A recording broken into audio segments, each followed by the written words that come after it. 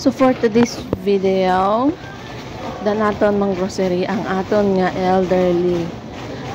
So if you have a lolo or lola out there, you need to spend time to them. Even though sinaikit hindi ko siya lola, pero I enjoy to spend time with her.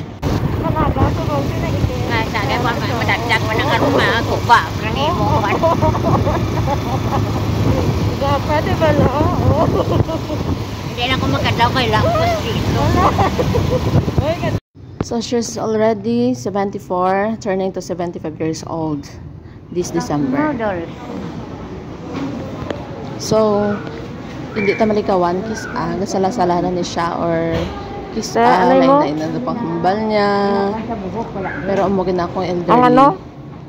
Kis wala ko na lang sa pa. Ang ano ginano sa buhok? Maaway lang mo karon sa pakon mo. Lalo na kung when it comes to chismis, you know. Diba?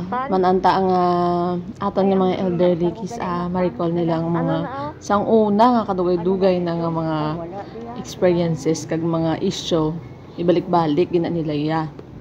So kung ikaw upod niya, so dapat mamati ka lang. Pero kis don't mind ko na lang pag you need to tell them na di can control the situation kag wala man sila may mahimo kay tungod elderly na sila. So makita ko lang si lola sa iya and kis daw kasakit man balang ang batyagon nga ako hindi ako nadako sa lola ko, pero I appreciate my lola, especially si Nanay Janing kay tungod bisan kanon niya na lang ihatag niya pasimo amo na siya ka mayo nga lola. So ibutan ko na lang di kung anong picture ni Nanay Janing. So early pa siya gingkuha ni Lord Samon, pero it's okay kay para makapahuway naman siya. Share ko lang. Hindi itom. Ay, kani. Galing mahal. Natiwal. Hindi man na maubos. Ano ka ba?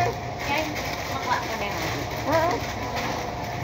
I have to admit na kis irritated man diba ang mga elderly itong paliwat-liwat, pero tawo lang gyapon sila kag nakamalam na sila. That is why sa tanan nga kabataan kag apo, spend time to your elderly before it's too late.